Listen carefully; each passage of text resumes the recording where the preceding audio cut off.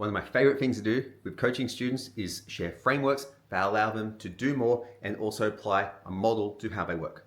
One of my absolute favorites of these is more, better, new, which I've taken from Alex Hormozi. What this basically means is that when you're doing anything, you need to start by doing more of it. More reps, more volume, and by doing that, you're going to get more exposure and more practice, so you also become better. Now, once you've done something 100 times, for example, you can actually look at it and analyze what actually worked. What was the 10 most successful things that you did? What did they have in common? And then you can do it better. From there, you go through that process again and again and again until you get to the point where you've got it above industry standard. And if you're above industry standard, you probably don't need to push it any higher. An example of this would be sales. If you're closing 7 out of 10 sales, there's not really much point taking your sales closing ratio from a 7 out of 10 to an 8 out of 10 because the amount of effort it requires to get better is so huge. What a better strategy is to actually bring in more leads, because if you double the lead volume, you're going to double the sales anyway.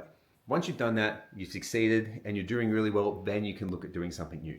The vast majority of fitness business owners, of business owners in general, do the opposite. They're constantly looking for new rather than looking at doing more of what already works and then getting better at it. So if you're struggling to grow a business of any type, first of all, look at what you're doing and can you do more of it? I can guarantee in pretty much every single situation, you can do a ton more.